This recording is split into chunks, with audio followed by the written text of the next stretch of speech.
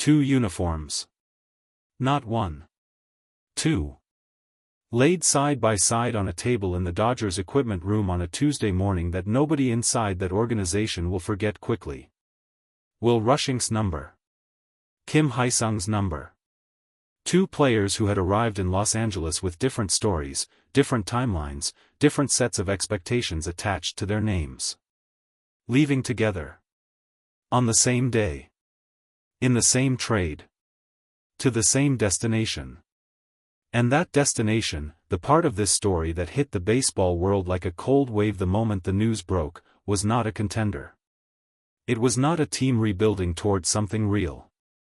It was not even a team in transition, which at least carries the suggestion of a direction.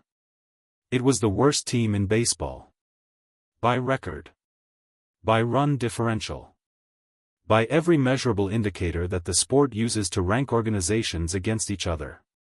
The team that Rushing and Kim were being sent to was, at the precise moment this trade was finalized, sitting at the bottom of their division with a losing percentage that had become something of a dark joke among the analysts who cover the league for a living.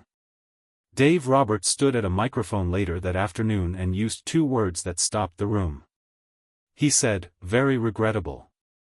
Not unfortunate. Not a difficult decision. Not the standard managerial language of transition and organizational direction and players we wish well. Regrettable." And then, because Roberts is the kind of man who says what he means and means precisely what he says, he didn't elaborate. He let the word sit there. In the air of the press conference room. For everyone to absorb and interpret and carry home with them. It sat there for a long time. The trade had been rumored for approximately 72 hours before it became official. Not loudly. Not in the way that blockbuster deals generate the kind of heat that radiates through the sport and reaches even casual fans who check scores on their phones during lunch breaks. This was the quieter kind of rumor, the kind that circulates in beat reporter group chats and front office corridors and the specific corners of baseball social media where people who follow transactions closely gather to share fragments of information before those fragments have assembled themselves into something definitive. The fragments, in this case, pointed toward the Mets. New York had been looking for catching depth since the middle of the season. Their organizational pipeline had thinned in ways that front office decisions made 18 months earlier had not fully accounted for, and the gap between what they needed behind the plate and what they currently had was becoming difficult to paper over with creative roster management. Rushing was a solution to a problem. That is the most honest way to describe what he represented to the Mets, not an upgrade, not a piece that moved the needle in any significant way on their competitive outlook, but a professional body with major league catching experience who could fill a role that needed filling. Kim Hye-seong was more complicated. Kim had come to the Dodgers with a specific profile attached to him, a defensive specialist, a player whose glove was considered elite by the evaluators who had watched him play in the KBO and whose bat, while not a weapon, was reliable enough in the specific situational role the Dodgers had envisioned for him when they signed him. The reality had not quite matched the projection. Not because Kim failed. That word is too heavy and too simple for what actually happened. He was professional. He prepared seriously. He brought the work ethic and the defensive instincts that the scouting reports had promised. But the adjustment to the major league environment, the velocity, the movement patterns, the sequencing complexity of pitchers operating at the highest level the sport offers, had taken longer than the organization projected. And in a roster as deep and as competitively oriented as the Dodgers, longer than projected is a timeline that runs out quickly. By the time the Mets called, Kim's situation had already been quietly reassessed at the organizational level.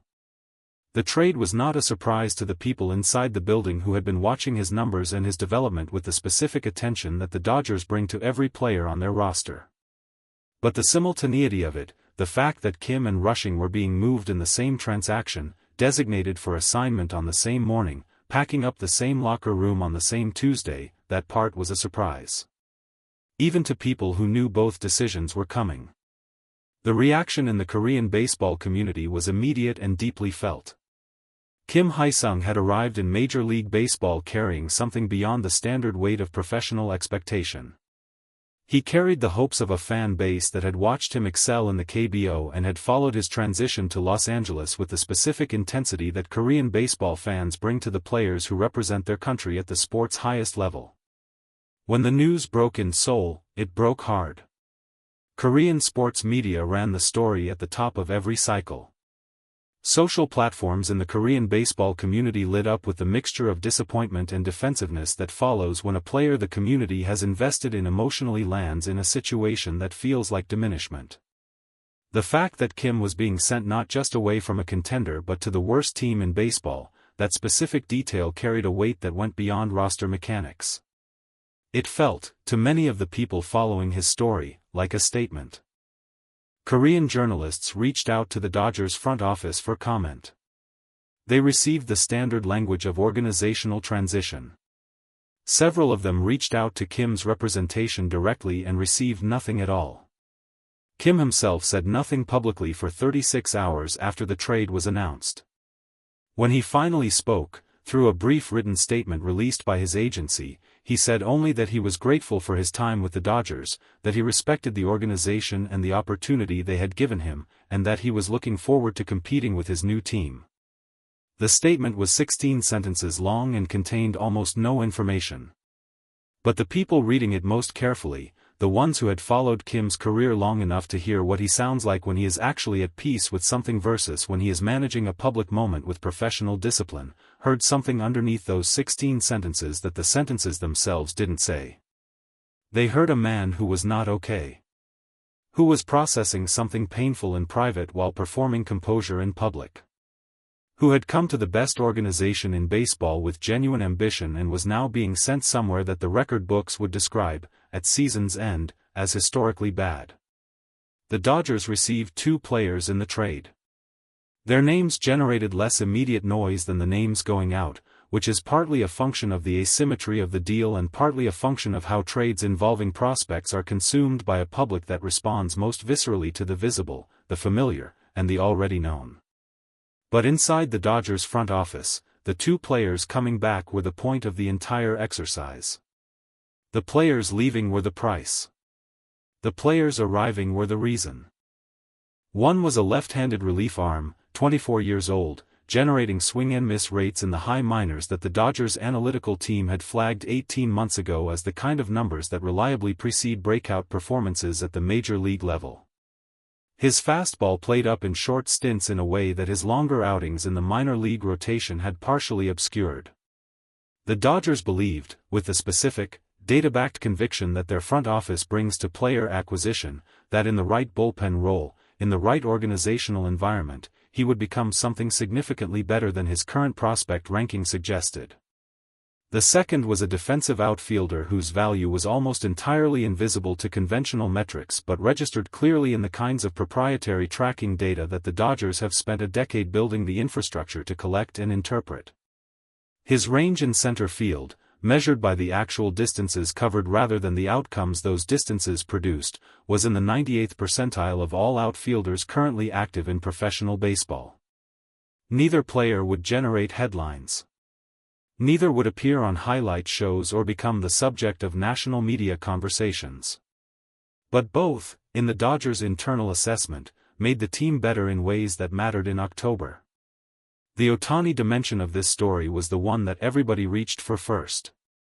Because rushing, whatever the complications of his time in Los Angeles, whatever the honesty of his public acknowledgement that he was not built to catch what Ohtani throws, had been Ohtani's primary catcher during a stretch of starts that included some of the most dominant pitching performances of the season. The relationship between them had been imperfect. The communication had frayed in moments that mattered. The organizational decision to move on had been building for longer than the public timeline suggested. But it had existed. There had been a working relationship. A baseline of familiarity. An accumulated vocabulary of signs and sequences and tendencies that, however imperfectly, constituted a shared language. Now that language was gone. And Ohtani's next start was in 5 days. Roberts was asked directly about it in his post-announcement media availability. Whether the timing of the trade created a preparation challenge for Ohtani. Whether 5 days was enough time for Daniel Alvarez, newly arrived, newly contracted, carrying the weight of everything Rushing's public statement had loaded onto the assignment, to build enough of a foundation with Ohtani to catch him effectively in a meaningful game. Roberts said, "Shohei is a professional at the highest level. He adapts. He prepares.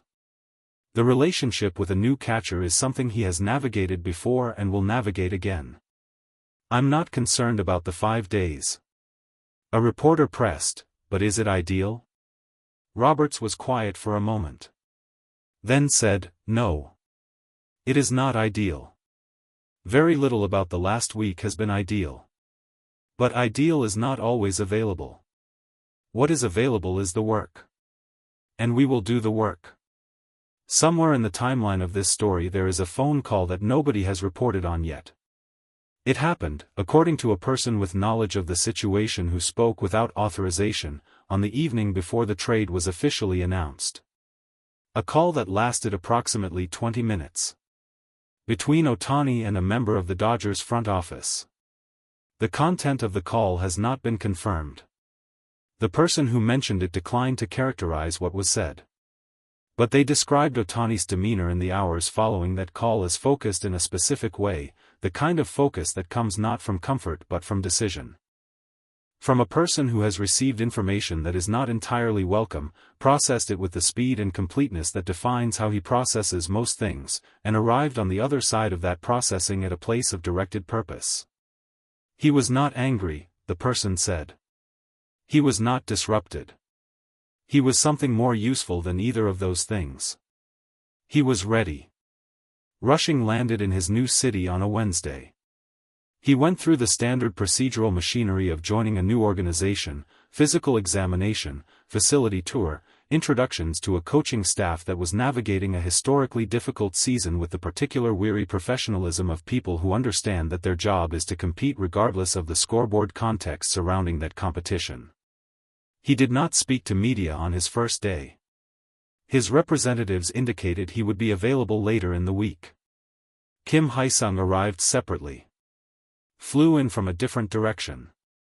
Was met at the airport by a team representative and driven to the facility without the kind of public arrival that his signing with the Dodgers had generated, the cameras, the supporters, the weight of expectation from a community that had invested something real in watching him succeed. This arrival was quieter. Smaller. The kind that reminds a professional athlete, with the blunt efficiency that only circumstance can achieve, how quickly the architecture of a career can shift. Roberts closed his media availability with something that nobody asked him for. He was gathering his notes. The formal questions had been answered. The room was beginning to disperse in the way that press conference rooms disperse when the news has been delivered and processed and the reporters have what they came for.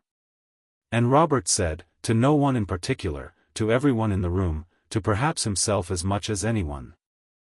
He said, Will and Hye-seong both gave this organization real effort. Real professionalism. Whatever the results, whatever the circumstances that led to today, that part one want on the record. They came here and they worked. And this game doesn't always reward work the way work deserves to be rewarded. That's the part one find regrettable.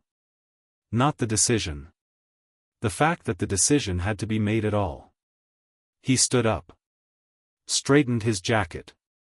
And walked out of the room the way he always walks out of rooms, with the unhurried certainty of a man who has already moved on to the next problem and is simply waiting for the rest of the world to catch up.